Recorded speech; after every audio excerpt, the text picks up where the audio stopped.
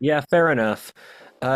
Since moving to Texas, I've become such a cuck for cold weather because it's like 65 degrees and I'm wearing a sweater. And back in Pennsylvania, it would be like 30 degrees and I still wouldn't wear a sweater. Um, but this is what tropical climates does to someone. I guess we're both experiencing the same Yeah, eagerness to wear yeah, more clothes now that yeah. Texas is finally entering the Yeah, winter period. because Austin's from upstate New York and I'm from Pennsylvania, and we both ended up in Texas. For some reason, like half of our friend group's from upstate New York. I don't know.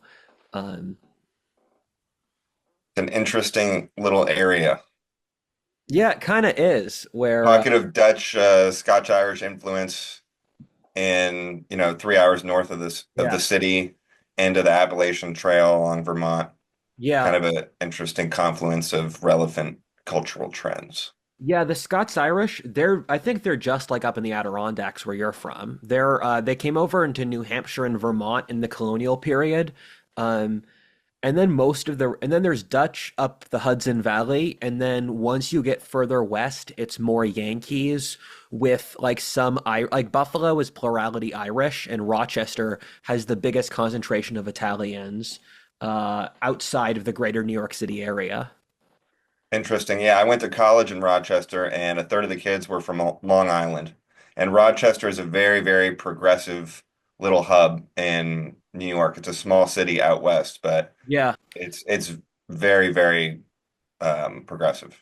One of the things at the Northeast is you have such radical cultural differences in such small areas because on the West Coast, everyone on the West Coast drinks matcha and uses oat milk and cares about environmentalism and watches Hollywood movies. Then in the East Coast, you have like Boston and New York and Philly are all completely different. And then in the suburbs of Philly, you have the Catholic areas that are completely different from the areas that are basically Midwest. And then you have Southern Black populations. And then you cross the river in New Jersey and it's a completely different culture. And then DC is totally different. But rural Maryland is even different from DC, where it's more Southern culturally. The Northeast is more like Europe, where you have these small sub nations like Germany or France or whatever, which have vastly different cultures. Remember Dan McKinley?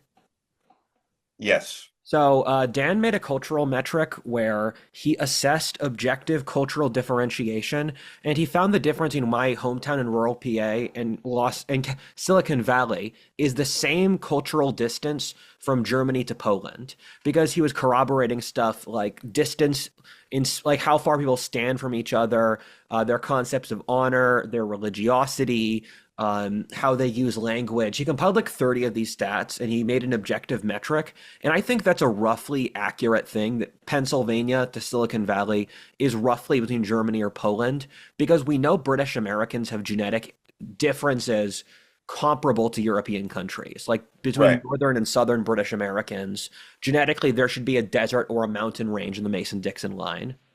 Right. And the cultural differences are not really given enough credit. And as Yeah. the federal government grows and as the Northeast media monopoly loses its hold, people are kind of rediscovering their own cultural values. And the more powerful the central orthodoxy is, and the more values there are, the Yeah. more tyrannical it's going to have to be by default to override those values. So we're getting into a situation like Europe is realizing now with the EU, Yes. where you give them rulemaking and it can have some cultural Yeah. tension. And that leads to this topic we're talking about today really well. Um, if you folks don't like this kind of small talk at the start of the video, comment that and we won't have it in the future. But we're going to cover the French Revolution today. And the French Revolution is in a lot of ways the start of the current era we're living in, where I cover the secular cycles. And the secular cycles is every 250 years, there's a major social and political realignment. And what I find, and this is my own, Turchin and Hackett Fisher have invented the secular cycle. I've thrown a lot of stuff on top of it. And one of the things I've consistently found is that between each secular cycle, there is a dualistic political struggle that then gets transcended in the next cycle. And so, French Revolution until the present is the right versus the left. 30 Years' War to the French Revolution is the mercantilism versus capitalism. Then the Black Death until the 30 Years' War is Protestants versus Catholics. And then the fall of the Frankish Empire until the Black Death is the Holy Roman Emperor versus the Pope, or the church and state. And in each case, that gets solved. And so the last 250 years around the world has been the struggle between the right and the left on a global basis. And I've made multiple videos about this, especially watch my anthropologies of the right and the left, where this is still culminating in where we are today. And so when you look at the French Revolution, the left, and this is a really good book I'm going to shill a lot in this podcast, Fire in the Minds of Men by Billington. It studies the origins of the left over the 19th century. And this is such a painful book to read, but it's so useful to me as a conservative because it tells me how the left originated and what its values are. And the crazy thing is, during the French Revolution, you had leftist thinkers in Paris who were arguing for trans, who were arguing for a revolution in the third world to liberate the first world, who were arguing for making a new man who is split off from family, culture, religion, history. You can throw a dart at any given leftist position, even like they were already talking about feminism and sexual liberation back then. And any given leftist talking point that you think was invented 5 years ago, people were talking about 200 years ago. Yep. A lot of the early patterns were exemplified in the French Revolution. And there's some interesting themes to play out because there's not that Calvinist connection, but there's a lot of overlap in terms of the stages of um, industrialization and the kind of crowding poverty that resulted, um, that connect back to the political argument. And the French still justify their modern system based on the horrible urban conditions of the early 18 and late 1800s. Interesting. Yeah, I found that. We've both lived in French, and je crois que nous parlons français. Oui, je parle un peu. J'ai We, habité en France. Yeah, I lived there for 5 years when I was younger, and then I went to the Sorbonne there for a semester. wait, And our teacher was very, very leftist woman, like very Marxist. Um, but in the interesting French way, where they kind of glorified Napoleon as a revolutionary force and a mixed figure, yeah. and they very much justified the bureaucracy. I never knew you attended the Sorbonne. Yep, just That's an im- for that's an half a important year. that's an important detail. It's Selman. It's an interesting place. A lot of history there, that's for sure. Yeah, it was established in the 1200s by the Parisian government to basically get a legal institution that would argue for the interests of the French king vis-a-vis the Pope. Because beforehand, Mhm. all lawyers and all of the legal apparatus and the philosophy was all church philosophy. And so the Sorbonne was established as one of the first secular institutions in Europe because the King of France is like, if I have a legal battle with the Pope, I need to have my own people make arguments for why it's justifiable for me to assassinate the Pope and make a French Pope. The French actually did that. The French were wilding in the 1300s. But that notwithstanding, back to the actual conflict. The way I'd like to frame the French Revolution is that there's this term from anthropology and political science called open and closed societies. And this is like the sort of thing that the George Soros types are really into. And I know by saying that this is going to get the audience to hate this idea, but I think it's still a valid idea where an open society is America as an example, where you have freedom of speech, you have no dominant church, you have open markets, and an open society. The government is the steward of the culture. It's not the guiding force of the culture. At least that's the idea in abstract. We've become less of an open society over time, while a closed society, the ultimate closed society is Maoist China, where the state is literally every single thing. The state's your employer, the state is where you meet your wife, the state is takes care of your children, it's your religion, the state watches you when you sleep. And so all societies are on this spectrum. I guess I'd make it a trinity: open society, closed society, anarchy. And France was this really weird mix where, and this is one of the details I keep stumbling onto, that France was a country in which the king was given absolute power in order to maintain a free society. And this came about due to France's political crisis in the 1600s, where France started out as a disunited country. And then the King of France, coming out of Paris, conquered all these independent duchies to unify the country. And Paris in France is ironically one of the most unified countries in Europe because France started out as completely divided. In the Middle Ages, it was a failed state. And so Paris tried extra hard to centralize all the power in Paris. And so ever since the 1600s, when the King of France put down the nobility in the Parliament's revolt, Paris became the main place that mattered in France. And one of the things where de Tocqueville's book on this is awesome. If you read any book about this, read de Tocqueville's book on the French Revolution. And I really love de Tocqueville because he does the same kind of anthropological historical analysis that I do, where his thesis on this war is he breaks it down into a class war in which different class interests were fighting each other. And he was writing 200 years ago before Marx.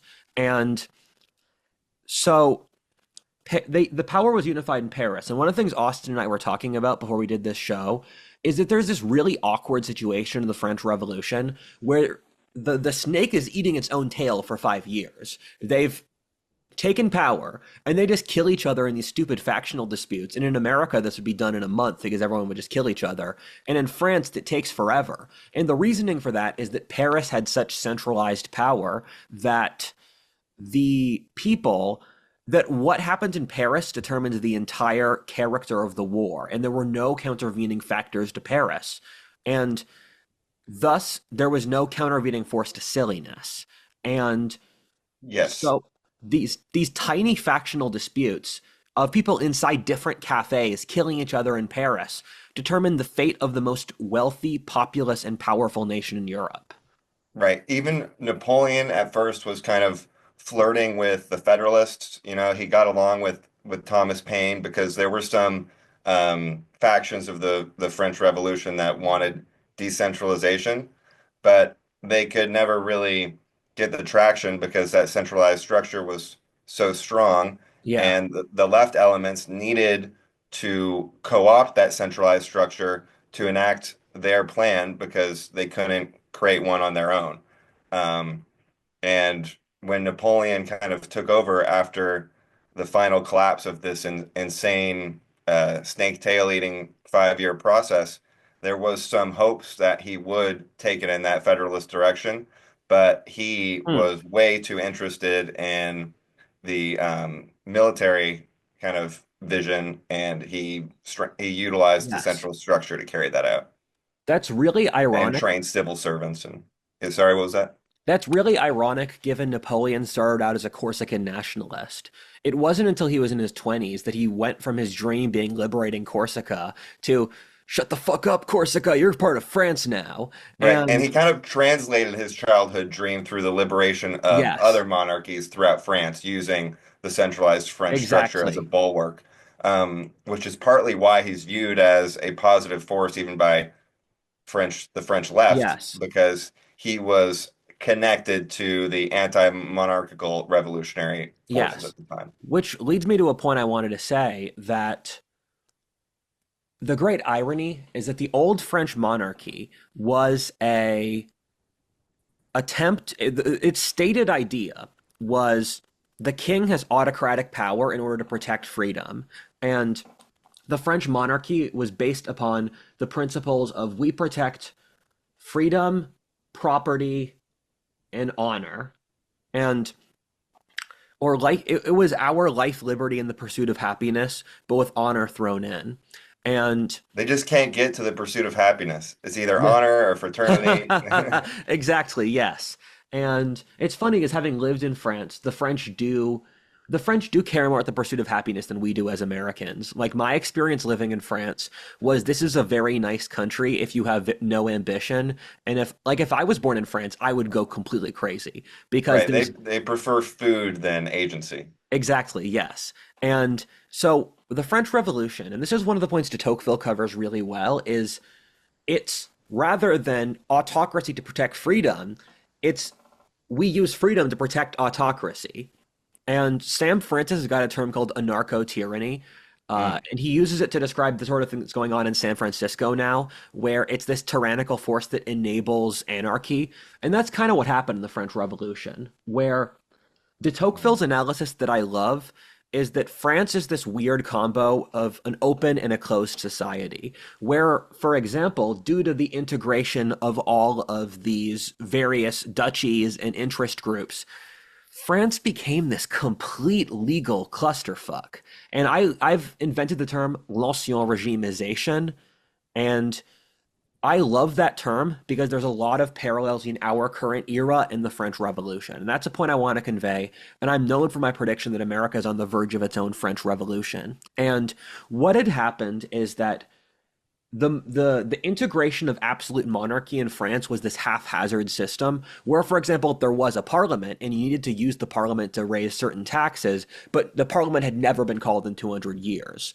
The peasants ended up paying three times the taxes as peasants on noble lands. So peasants who were free farmers, and something people forget is that most of France was run by free farmers before the French Revolution. They weren't peasants, they weren't serfs, they weren't renters. The free farmers had to pay three times as much taxes for their produce as farmers under a lord's land. The richest people in France paid no taxes because you would pay the French government to remove your tax deduction ability. France was legally a dozen different countries, and there were dozens of incomprehensible dialects of French. So you had to pay tariffs to go from North to South France because North and South France were legally different countries.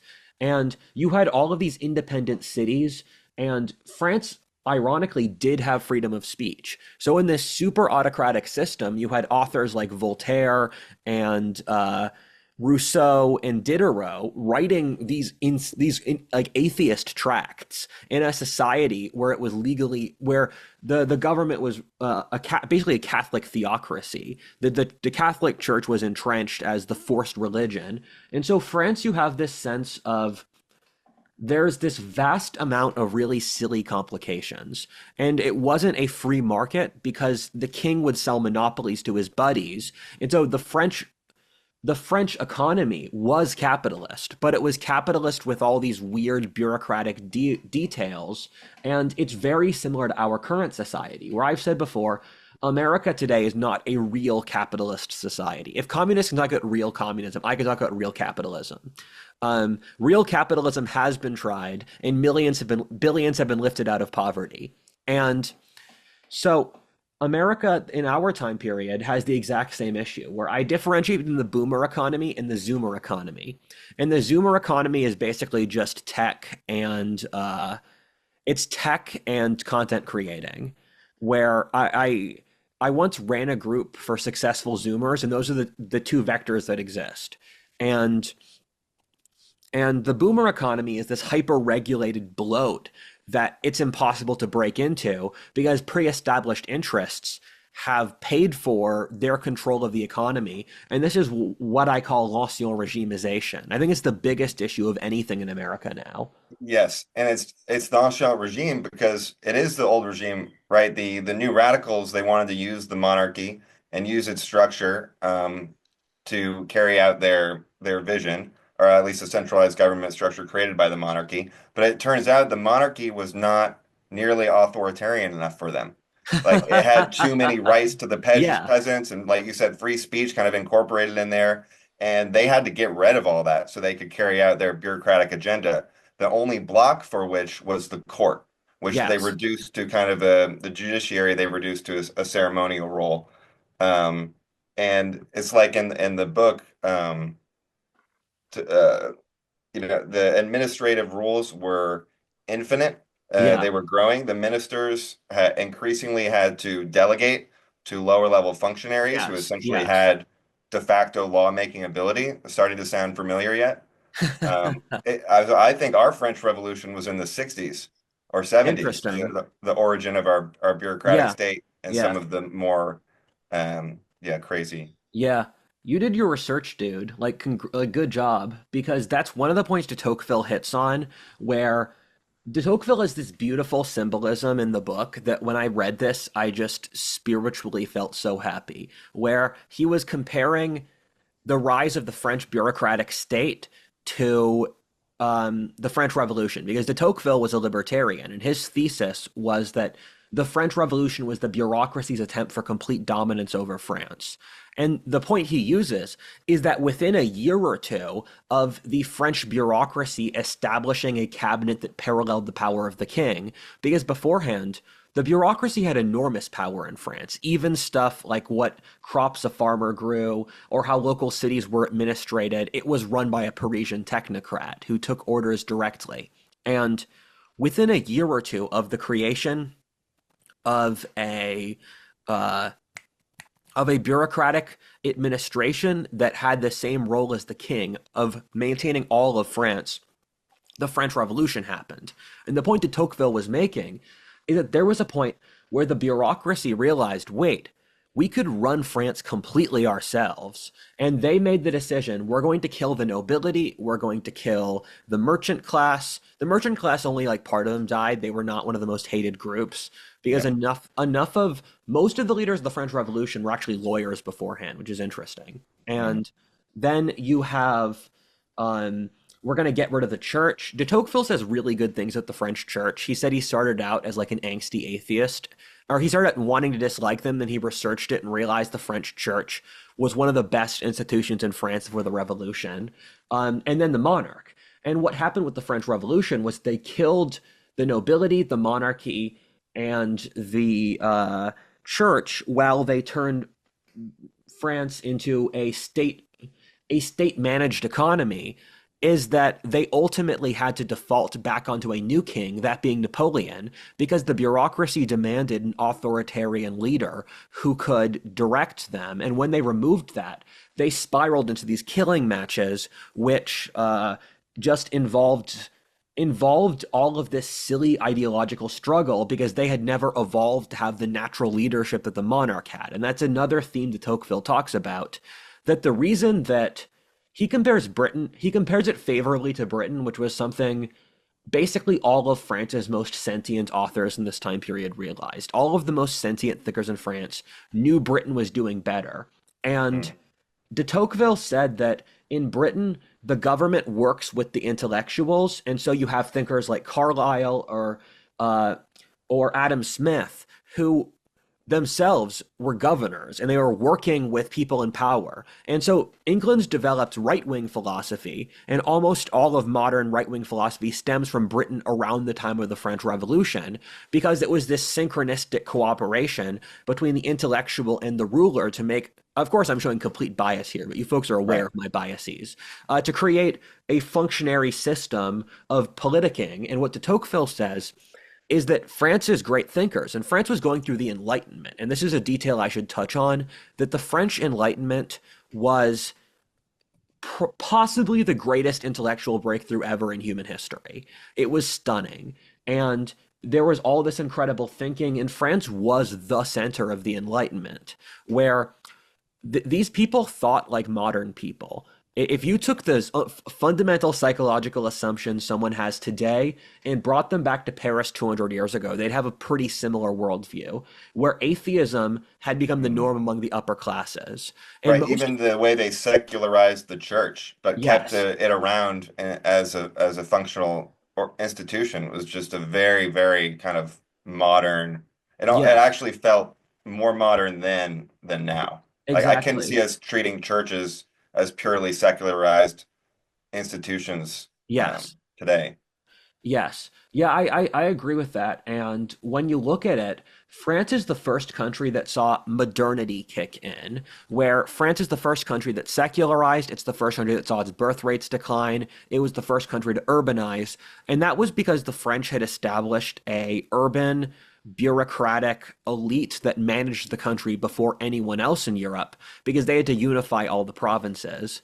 And Spengler uses Rousseau as the tipping point for Western civilization, where Spengler actually thinks Rousseau and the French Revolution is the most important tipping point in Western history, where you could view Rousseau as a prophet of a new religion, that being Western leftism, because Yeah. Rousseau, I like to say, was a woman in drag, where he believed that if we got in touch with your deepest emotions, that you could reach inner truth where the world will be perfect. And he said we should model ourselves off basically Amazonian tribes, and that we should make a society based off these ancient tribal things of the noble savage, which, if you're an anthropologist, you know that's crap. But if you study theology, you realize we should go back to Eden. That was the Right. underlying And argument he was making. you could see how they got carried away at the time Yeah. because they really did upheave all the old traditional structures. And Yes. once it gets into this area where, oh, well, those rules don't matter anymore, it kind of unravels the whole thing. And Yes. then they start to question, well, nothing like this has ever happened before. So it's natural to assume that, oh, all these Yes. institutions and culture were just a facade that was preventing our liberation. Yeah. Um, and they get really, fanatical about what that liberation means, Yes. and then you see it start to go crazy. But the French state was, I think it is fair to call it a marker for leftist revolutions or the modern struggle because it was the first state to bureaucratize like that. Yes. Normally, you Yes. needed higher levels of industrialization to enable those kind of systems to override and be able to the Yes. feudal structures and be able to control it centrally. And just because of the nature of their system and with a little bit of technology, they were the first to create that structure even Yes. before what we consider modern industrialization. That's another de Tocqueville analysis where he says the underlying the biggest trait of the French Revolution was complete self-confidence. And he was writing within living memory of the French Revolution happening. So he knew people who lived through this. And he said that the number one personality trait was naive, complete optimism, where they just assumed this would all work. And he blames in an almost Uncle Ted analysis that the French became resentful at the inability to exercise power over their own nation. So they developed these power fantasy ideas completely disconnected from reality, which had to fail. And de Tocqueville calls the French Revolution the rise of a new religion. And this is before communism. This was like he was writing in 1850. And I think this is why I keep recommending him, because he was a very prescient thinker, because I fundamentally believe the French Revolution is the same ideology as the Russian Revolution, which is the same ideology as our revolution. And and you see the start of something truly vast and truly important here. Yes. So now are we going to go into more of the conflict of the French Yes, Revolution, the different factions, and then also I think exactly. it'd be interesting to cover what was the resistance in the rest of France, Yes, because it wasn't very successful due to the strong centralized structures, but most of France was not okay with the Parisian sans-culottes enforcing this legislative body that then therefore had control over the whole country. yes, And Paris was completely out of step with the rest of the country. yes. Um, So the French Revolution started because France is going through a secular cycle. And I've spoken about secular cycles in many previous videos. It's when you have overpopulation and thus wages go down and thus inequality rises, people fall into desperation and they support different factions to help them get into power. It's exactly what's happening now, which is why I believe America will have its own French Revolution. And the French Revolution started actually, ironically, due to the American Revolution, because the King of France had paid for the Americans to rebel, and France was having enormous budget issues where they had a tremendous amount of debt they'd never pay off, much like today. In a lot of cases, because the King of France had all of these welfare dependents, because he had sold out parts of the treasury and parts of occupations to various monopolists. And so there was this Mhm. huge drain from the government, And thus, what happened is that much like the English Civil War, where the king needed to raise taxes to pay off a debt, and so he had to call the parliament, which he had avoided for a very long time, is the King of France called his parliament. And then this was the first time parliament had been rallied in over 150 years. So the King of France had been ruling without a parliament for a very long time, which makes it almost comical. And what happened when that happened is the French parliament was so resentful, and it was all these classical liberal merchant types who said, okay, if we raise taxes for this, you have to turn us into a parliamentary democracy like Britain.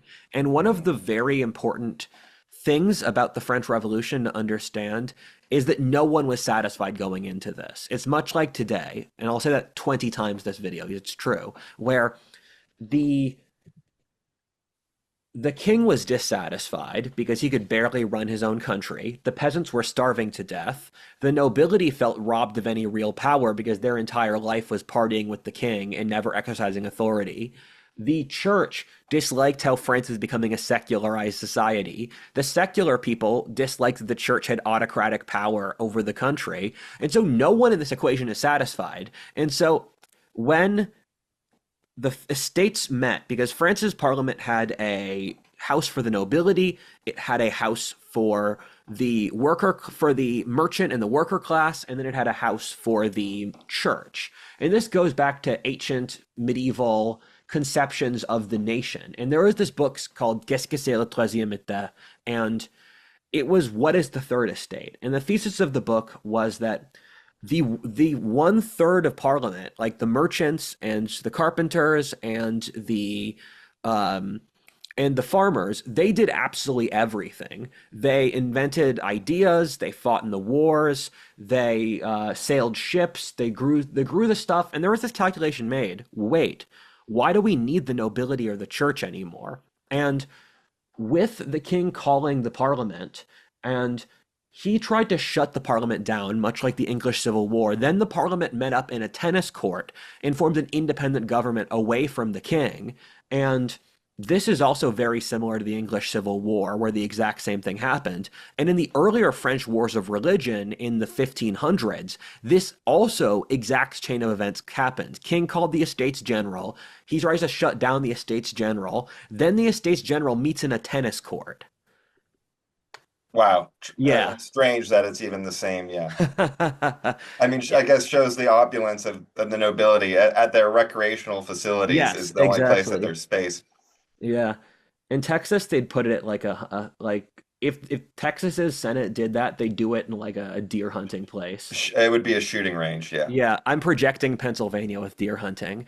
And so what happened then is that actually, I'm not sure it's that worthwhile to go through every causal chain of the French Revolution. I apologize. There's too many steps that don't matter.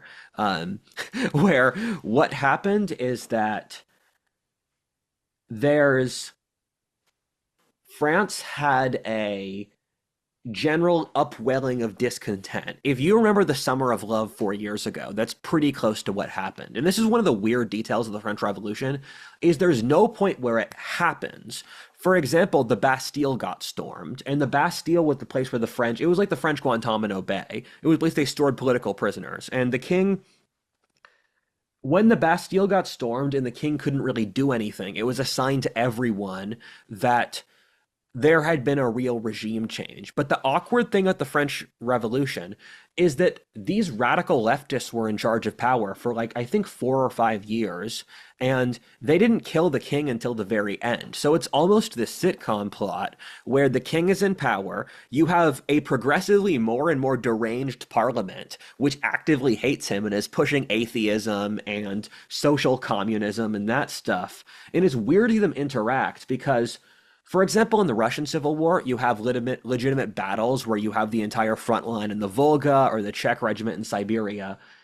The noble ruling families and the King of France did not have enough supporters to actually push back in a real way. So what happened was that there was this quick and gradual transfer of power from the king to the mob. And I'm saying the mob carefully because this was so poorly run. It's like there was as if there was no direction involved. And then you had the snake eating its own tail among the leftist factions inside Paris. And I'll I'll stop there if you have any questions because then we have to go through what that snake tail was like. Yeah, let's get into the snake tail. Yeah. Why, So why did it get so particularly insane? How did a dynamic yeah. that seemed too unstable to last more than 2 weeks go on for 5 years? So And I think it ties back to the point of the difficulty in escaping the centralized structure of France. yes. Like the Yes. revolutionaries kept trying to get out of the mud of the old system and running into walls, and Yes. then they eventually lost energy and sunk back into the mud, Exactly. unable to have a successful right-wing revolution. Yes. So most people in France did not support the French Revolution. And this is a thesis I talk about a lot where people say no one would fight in a current American Civil War. And what I say is for most of these conflicts, most people don't want it. And then small groups of radicals push for it. And so they did Actually, the French in this time period invented the field of anthropology, but they did anthropological studies of French peasants, and they found that they were incredibly socially conservative. The Catholic Church was their entire identity. They liked the king. They thought the upper classes were innately superior to them. And so the way to see this is small bureaucratic French elite. And one of the points de Tocqueville brings up is that the people who launched the French Revolution were the exact same social type of person. He said that this is where the idea of uniformity came from, because among their bureaucrat friends, they all read the same books, they all went to the same cafes, they all had similar social views, and there was this real conformity. And I like using Brittany as an example because I'm a Celt, like the Breton, and Brittany was one of the first places to support the French Revolution, and then it was one of the first places to again push against it in classic Celtic contrarian fashion.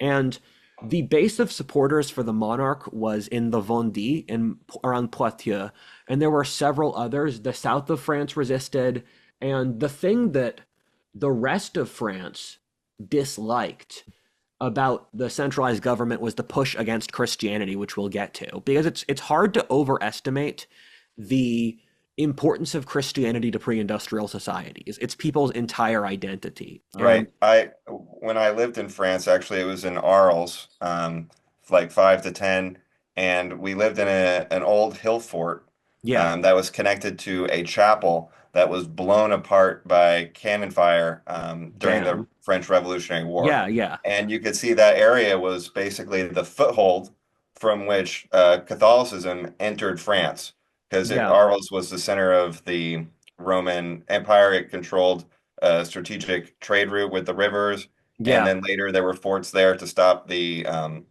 Muslim invasions. And so to the revolutionaries, you could see how this area would have kind of a symbolic significance as the foothold of yes, what later became Catholicism. yes. Marseille is this beautiful, like late Roman era cathedral. Um, but one of the points that Billington covers really well in Fire in the Minds of Men is that the level of size for these French revolutionary organizations was on the cafe level. So you mapped out the different radical French organizations by what cafes they attended, because that was the level of political development. And these people had no plans for when they got into power.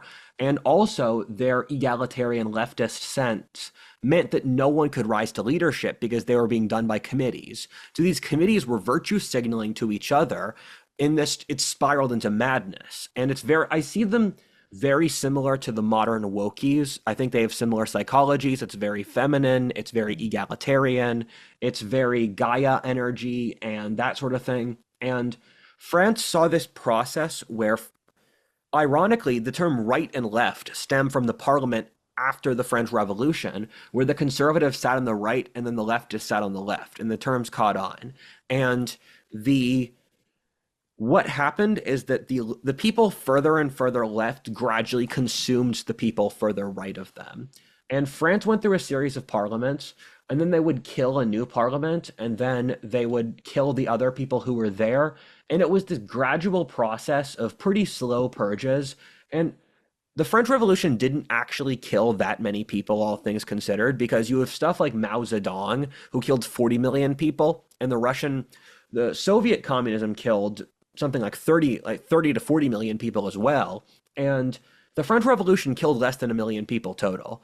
I think it's vastly less than that. I think it's something like less than 100,000. I need to check the number.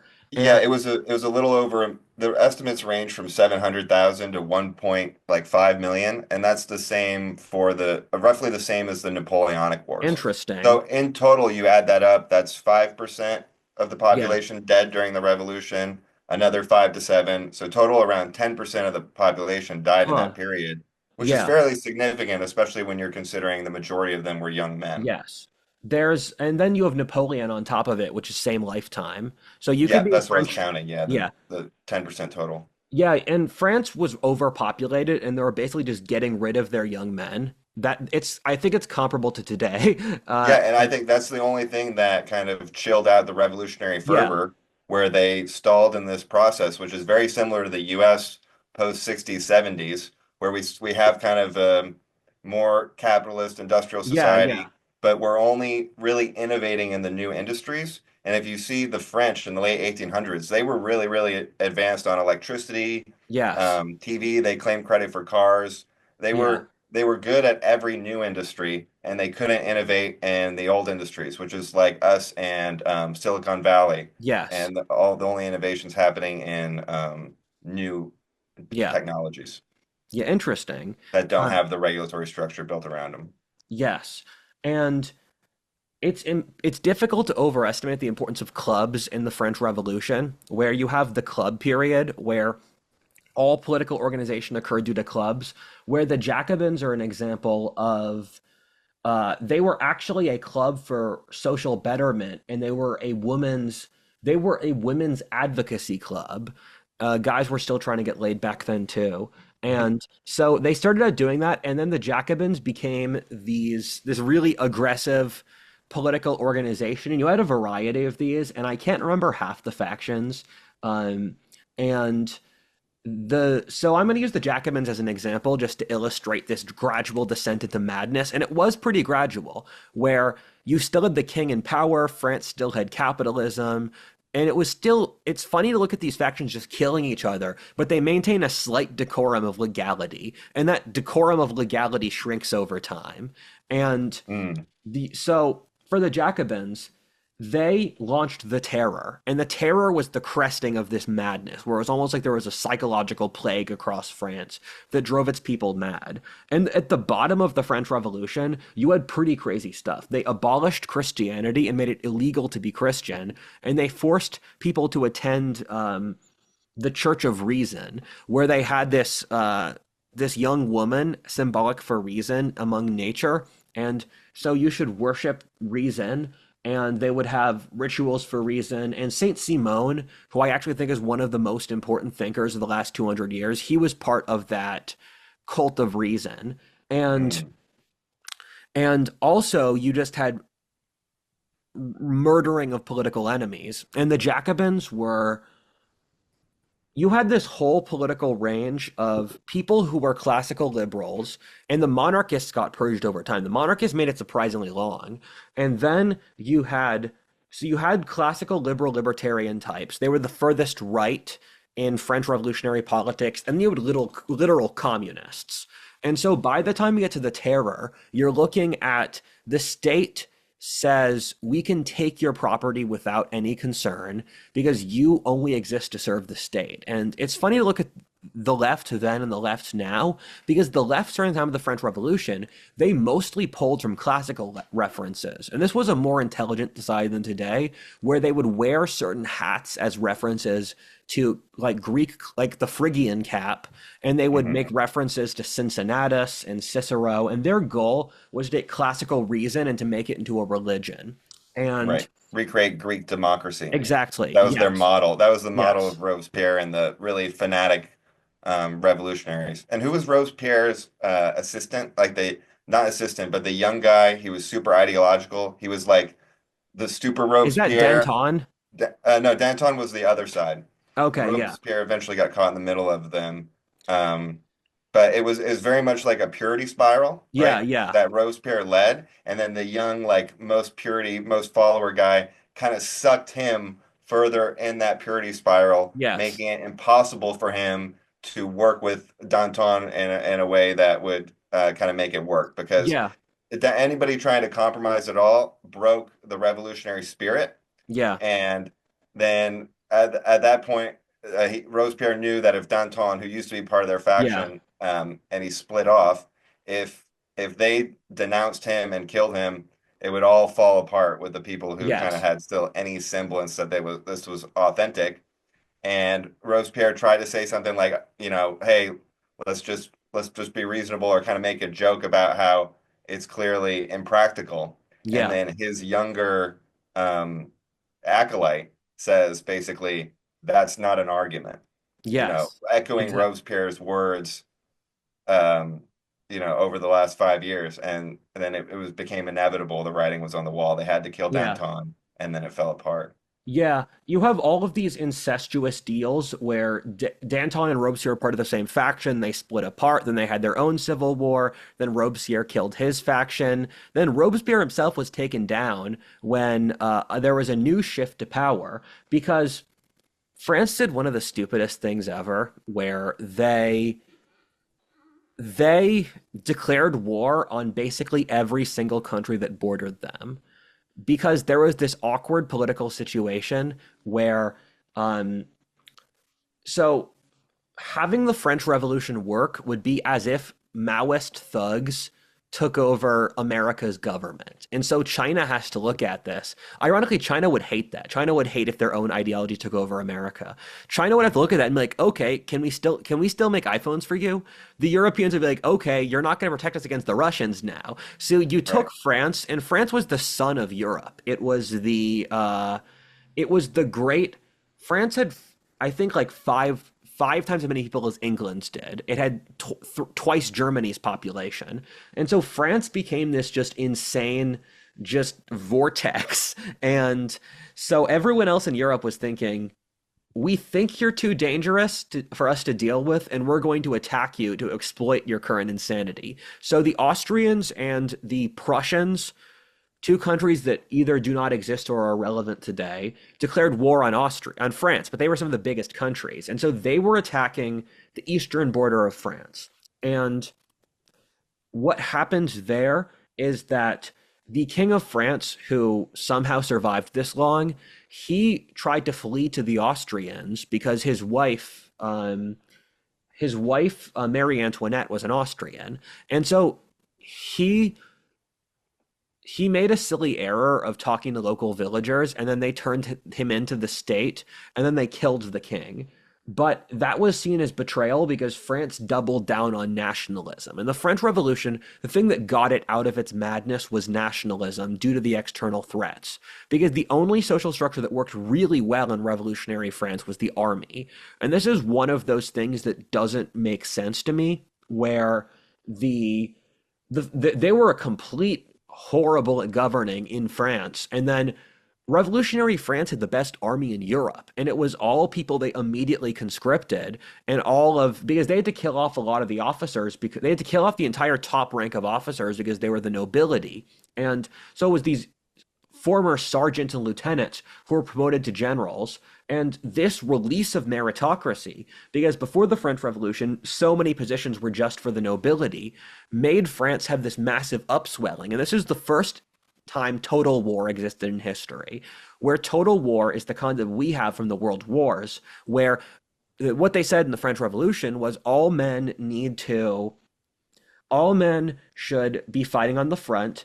The women should be making their clothes, the old men should be making their guns, and even the children should be involved in preparing for the war. And so you saw the genie come out of the bottle because when the French Revolution created nationalism like this, everyone else in Europe had to play to the mob and had to play to nationalism as well in order to compete with the French. And that took over a century, but it was the creation of modern Europe. And the French had incredible leadership, with Napoleon being an obscure Corsican nobleman. And the Corsicans were a conquered Italian people inside the empire.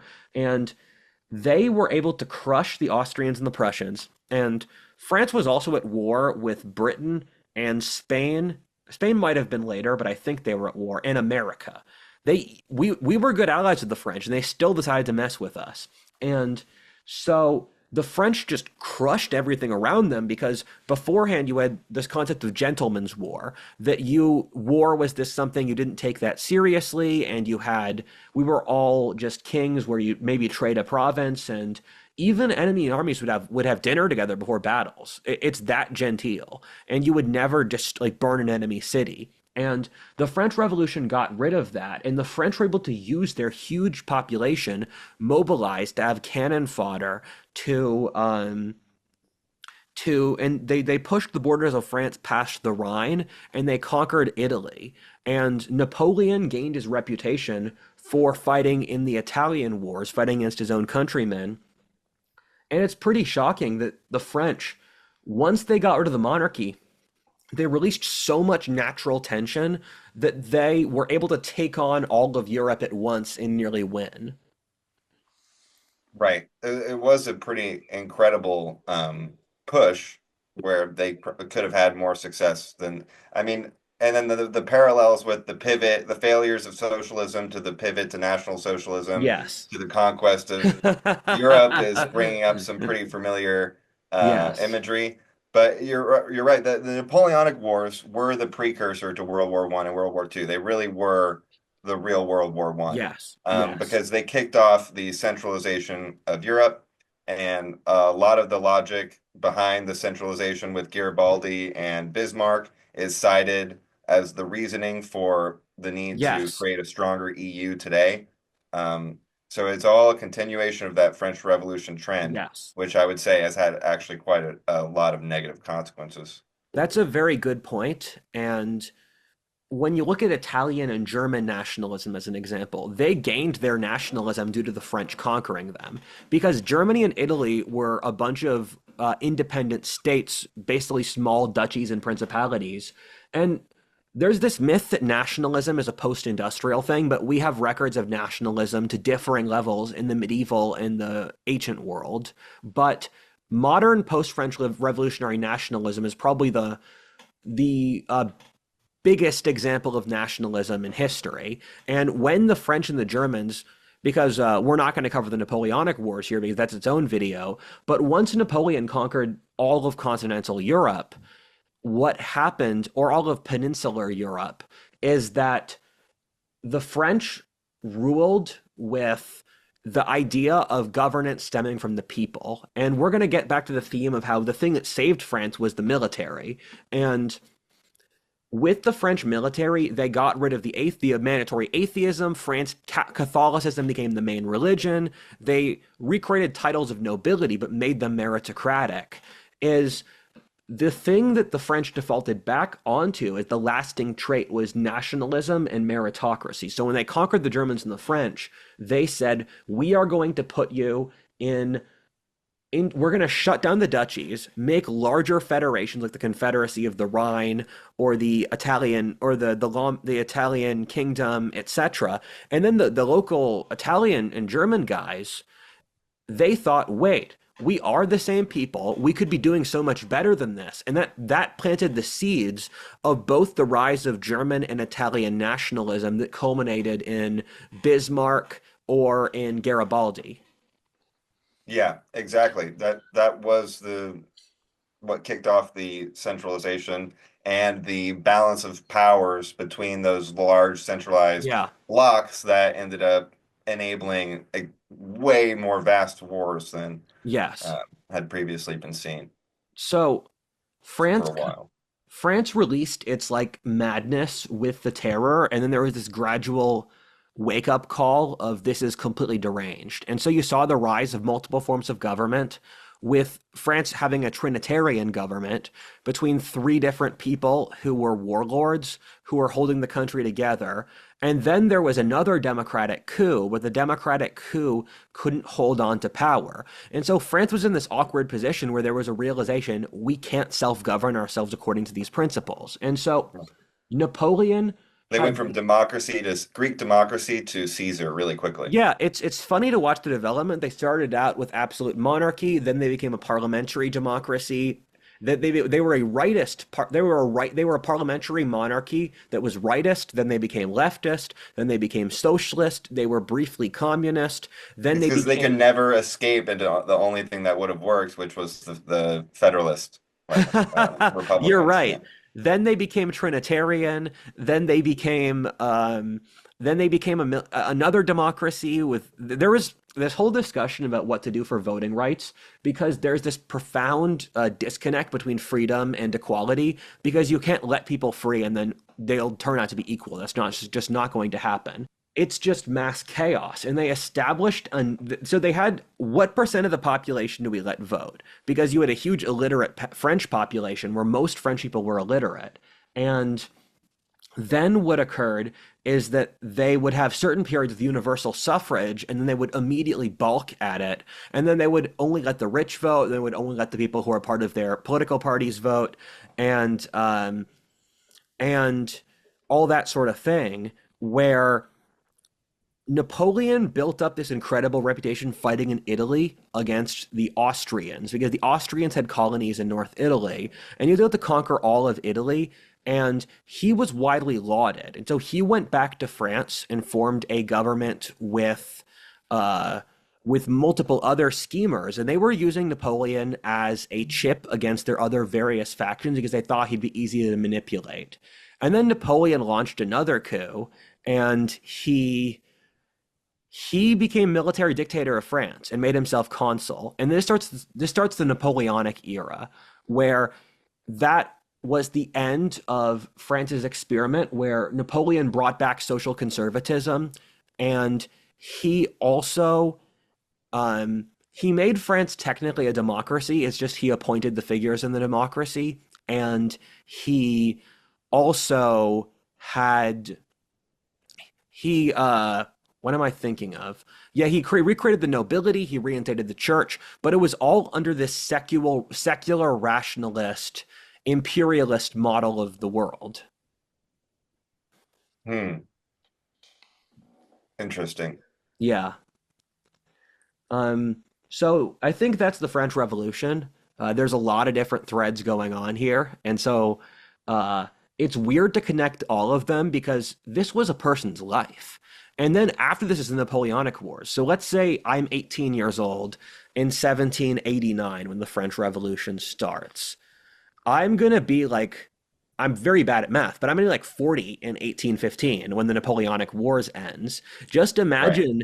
being uh, imagine being Jean Martin and having to go through the purges, then go to the various independent governments, and then be part of Napoleon's campaign to Egypt, then make it back, then be in his attack on Russia, then fight at Waterloo, and then live through the horrifying 1820s period of just mass poverty across Right. Europe. It'd And be a very whiplash it experience where would. after an incredible destabilization and struggle, you ended up kind of like where you started, and it Yeah. was very confusing. And it's interesting you mentioned that Napoleon, people thought he would be easy to control, similar to kind of Hitler, Hitler. right? And he ended Yeah. up being a military dictator. And like we mentioned earlier, Napoleon kind of flirted with more right-wing republicanism, Yes. but it's never really a part of the story because the fundamental problem of the French, and this also relates to modern politics, is where they broke up the left and the right between the monarchists and the impossible utopians. Yeah. And that's their conception of politics. And that the people like to keep the conception of politics frozen there because it prevents the escape Yes. to the solution that will actually work. Um, Yes. This show is just classical liberal propaganda masquerading as yes. history lessons. And Uh, you see that with the modern left where they try and pretend, the right is authoritarian military yes. dictatorship or whatever, and the left is this. Um, when in reality, those there's a million definitions for those terms. You can do the Yeah. psychological definition. You can use many definitions. You can use Yes. authoritarian to Yes. libertarian, but they use that framing to kind of keep us stuck Agreed. within. in Yeah. this impossible back and forth, which is much of European and South American Yes. politics. Agreed. There's this core similarity across Latin countries, and I mean Latin as everything from Paris to Chile, even Right. Romania, where Latin countries, I read an interesting anthropological analysis because they have the tension between equality and liberty, and in the Anglo-Saxon world, we just have equality. So in the Anglo-Saxon Right. world, we can just have capitalism, and he Todd Emanuel relates this to family structure that the French family structure, everyone inherits equally. So there's this idea that you have to split things equally. And in the English speaking world, it's whatever the parent wants to give to each kid. And Right. Which is Charlemagne, his sons split exactly. it equally. Yes. That probably set off that trend. Yes, correct. Um, And the so they're always stuck in this distinction. And so Latin regimes will alternate between classical liberalism, which is often associated with technocracy, military dictatorship, weak monarchies, and socialism and pure leftism. And so they jump around the three-sided matrix Well, of I say they go between more Hobbes and Rousseau, yeah, yeah, and they're not able to jump to Locke. Like exactly. Argentina's jump into Locke, but most of the times that doesn't happen in South America. And then just for fun, I think the most interesting definition of the left and right is the way the media uses it, Yeah. because they're starting from the premise of the monarchist is bad and the revolutionary is good, Yeah, but yeah. they just use it generically to label you as being right wing if you're against their regime. So Yes, if you're red exactly. pilled, if you don't believe in the media, then you're right wing by default, regardless of whether you're Russell Brand or Brett Weinstein or Yes. any Joe Rogan. And it it's because they want to be the regime, take over the regime. So by consistently um, using their right and left as in-group, out-group, Yes. they're de facto making right the counter-revolutionaries You're correct. That's a very leftist framework because or the revolutionaries, yeah. purposely do not differentiate between fascists, monarchists, and classical liberals, and each of those three are as far away from each other as they are from the left. And Yes. They hide so, us because we're too yes. good. Yeah. Um, and so pulling back from that, France could have achieved its greatest possible aim if the Fronde revolt had worked, in my opinion, because the Fronde revolt in the 1600s was a Protestant Catholic coalition to push the power of the nobility and the parliaments for the regional governance of France, while the autocratic Parisian king using the bureaucracy won. If France wins that Mm, war in the 1600s, they're Britain. They can industrialize, they're tolerant to Protestantism, the colonies get bigger, they're a regional federation where right. people have independent rights. And I see their authoritarian route as the thing that hurt them. And a final detail I want to throw in here is that you look at 19th century France, the bureaucracy didn't succeed winning in the French Revolution, and the army took its place. And the army, of course, is bureaucratic elements, which is why France is such a bureaucratic society. Anyone who lives Mm. there knows that you have to like Yes. send them That's 10. why Germany Yes, became so free after World War II because exactly. their government was destroyed Yes. versus England and France, their government was strengthened and they went through Yes. real stagnation. Great And point. Germany passed them within very, Yeah. very quickly. Quigley talks about that.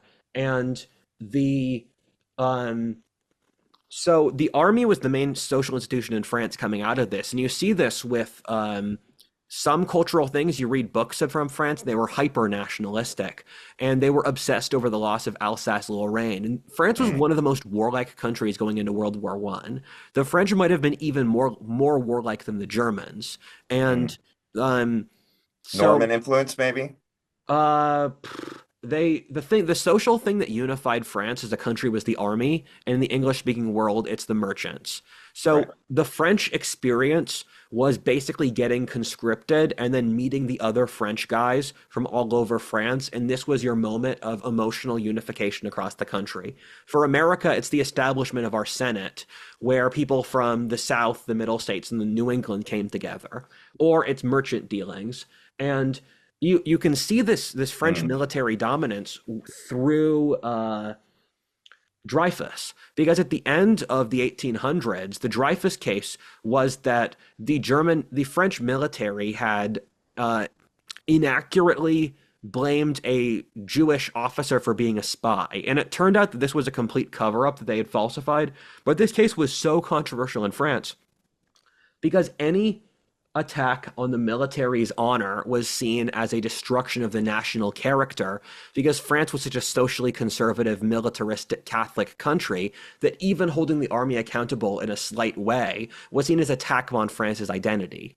Right. And making the army part of a that part of a key part of the national identity probably was a big difference from France historically, because historically it's Norman conquest through Yeah. Paris that is controlling all of France, right? So they don't have a very happy, I mean, they speak a basically different language in the South. Yeah. uh, for a long time. And so that point of military nationalism pro probably united the North and the South Yes. in a way that made a categorical difference from Correct. the past relationship. Yes. So I'm going to stop there, but this was a wonderful episode as always. See you next week for Medieval Britain. Absolutely. See you guys. Peace. Bye.